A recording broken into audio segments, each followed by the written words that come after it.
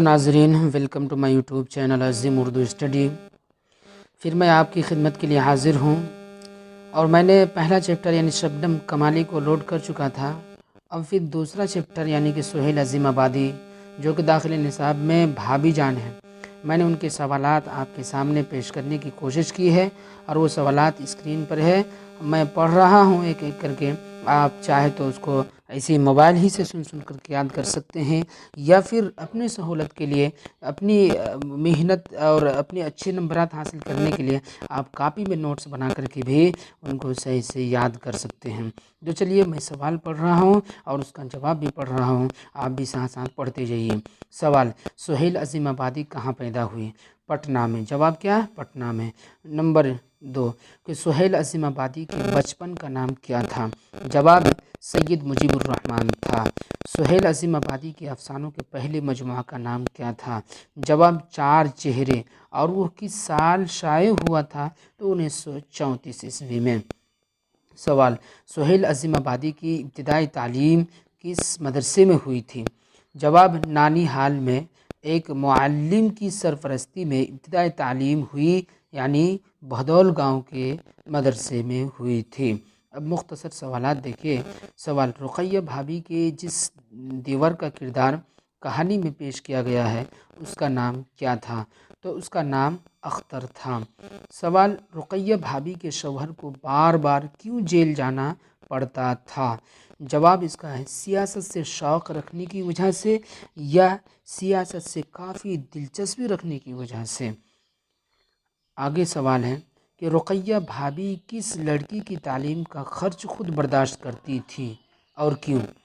جواب: رقیہ بھابھی شمی کی تعلیم کا خرچ خود برداشت کرتی تھی کیونکہ وہ ایک غریب لڑکی تھی۔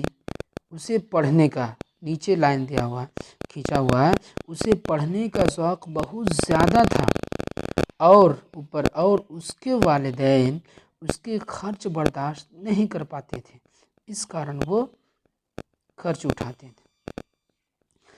سوال: رقیہ بھابھی کو سونے کی چوڑیوں کو کیوں فروخت کروانا پڑا تھا؟ جواب: شمی کے بھائی کے MA کی فیس داخل کرنی تھی، جس کے کارن چوڑیوں کو فروخت کروانا پڑا۔ سوال: رقیہ بھابھی کو جب فرصت ملتی تھی تو وہ اپنا شوق پورا کرنے کے لیے کون سا کام کیا کرتی تھی؟ جواب: رقیہ بھابھی کو جب فرصت ملتی تھی تو وہ اپنا شوق پورا کرنے کے لیے خط لکھا کرتی تھیں۔ طویل سوالات۔ سوال: رقیہ بھابھی کا سراپا کم از کم 10 جملوں میں تحریر کریں۔ جواب: رقیہ بھابھی کا سراپا کچھ اس طرح سے ہوتا ہے۔ نمبر 1: رقیہ بھابھی ایک مہذب اور باادب عورت تھی۔ نمبر 2: وہ بچوں کی پرورش بہت اچھے ڈھنگ سے کرتی تھی۔ نمبر 3: وہ غریبوں کی مدد کرتی تھی۔ نمبر 4: وہ بڑا بڑا کام کو منٹوں میں کر لیتی تھی۔ نمبر 5: خط لکھنا ان کا بہت بڑا شوق تھا۔ نمبر 6: ہر کام کو اتنی جلدی کرتی تھی جیسے وہ مشین ہو۔ نمبر 7: بڑے لوگوں کو بھی مشورہ دینے کا کام کرتی تھیں۔ نمبر 8: اپنے شوہر کی غیر موجودگی میں بھی اپنے اور اپنے بچوں کی حفاظت کیا کرتی تھی۔ نمبر 9: رقیہ بھابھی ایک محنتی عورت تھی۔ نمبر 10: اور وہ ایک تعلیم یافتہ لڑکی تھی۔ یہ 10 جملوں میں لکھ دیا۔ اب کہا کہ رقیہ بھابھی، سوال ہے رقیہ بھابھی کے کردار کو ایک مثالی کردار بنا کر سہیل عظیم آبادی نے قاری کو حوصلہ دینا، قاری مطلب جو پڑھنے والے ہیں ہم لوگ، یعنی قاری کو حوصلہ دینے کا کام کیا ہے، اس لیے اس سے آپ کس حد تک اتفاق کرتے ہیں؟ جواب: اس سے ہم بہت حد تک اتفاق کرتے ہیں، کیونکہ انہوں نے غریب، نااہل، حوصلہ شکن اور کم علم لوگوں کو علم دینے کا کام کیا ہے، اور اپنے آپ کو ایک مضبوط ستون بنا کر قائم رکھا۔ سہیل عظیم آبادی نے ایسے اپنے یعنی رقیہ بھابھی جیسے کردار لا کر رقیہ بھابھی جیسے کردار لا کر ہر قسم کے لوگوں کو حوصلہ دینے کا کام کیا ہے۔ اور آگے سوال ہے کہ سہیل عظیم آبادی اردو کے کس افسانہ نگار سے بہت زیادہ متاثر تھے اور کیوں؟ جواب ہے کہ سہیل عظیم آبادی اردو کے افسانہ نگار منشی پریم چند کی شخصیت سے بہت زیادہ متاثر تھے، چونکہ منشی پریم چند نے ہندوستان کے دیہاتی ماحول کو اپنے افسانوں میں پیش کیا ہے، کیونکہ ہندوستان کی اکثر آبادی گاؤں میں ہی بستی ہے، اس لیے ہندوستان کا اصل تہذیب اور سماج گاؤں میں ہی پایا جاتا ہے۔ یہی وجہ ہے کہ پریم چند نے اپنے موضوعاتی افسانہ میں دیہاتی واقعات کو جگہ دی ہے اور خوبصورت انداز میں پیش کیا ہے۔ بہت سارا یا لمبا جواب ہو سکتا تھا، لیکن میں نے اس کو مختصر میں لکھا ہے۔ سوال: افسانہ بھابھی کے کس کردار نے آپ کو سب سے زیادہ متاثر کیا اور کیوں؟ جواب: زیر نصاب افسانہ بھابھی جان میں رقیہ بھابھی کا کردار سب سے زیادہ قابل قدر اور اہم ہے، اور اسی کردار نے ہمیں سب سے زیادہ متاثر کیا، کیونکہ انہوں نے اپنے اچھی اخلاق کے ذریعے سبھوں کی مدد کرنے کی کوشش کی اور واقعے میں کی، چاہے وہ تعلیم کے میدان میں ہو یا روپیہ پیسہ کے معاملے میں ہو۔ اسی لیے سب انہیں بڑے آدمی کی بہو اور بیوی سمجھتے تھے، یعنی بڑا کام کرتے تھے۔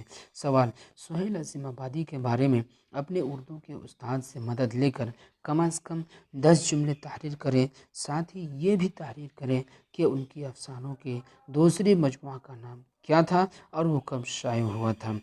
تو جواب: نمبر 1، سہیل عظیم آبادی کا اصل نام سید مجیب الرحمن تھا۔ نمبر 2، سہیل عظیم آبادی جولائی 1911 میں پٹنہ میں پیدا ہوئے تھے۔ نمبر 3، سہیل عظیم آبادی نے پہلی بار 1923 میں میٹرک کا امتحان دیا تھا، مگر وہ پاس نہیں ہو پائے تھے۔ نمبر 4، سہیل عظیم آبادی کی سروس 1955 میں آل انڈیا ریڈیو میں ہوئی تھی۔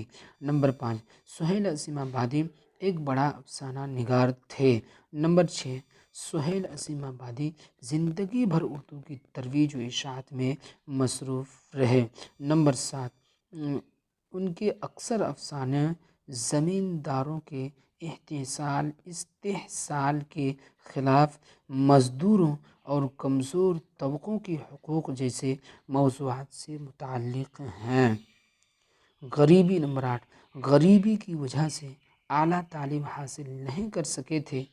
نمبر 9، خصوصاً وہ ہمارے پٹنہ کے بہت بڑا افسانہ نگار ہیں۔ نمبر 10، سہیل عظیم آبادی افسانہ نگار ہی نہیں بلکہ شاعر، ڈرامہ نویس اور صحافی بھی تھے۔ یہ تھے سہیل عظیم آبادی اور داخل نصاب نظم بھابھی جان۔ میں امید کرتا ہوں کہ آپ ان سے اپنی تیاری کو اچھا اور بہتر کر سکتے ہیں اور اچھے نمبر سے کامیاب ہو سکتے ہیں۔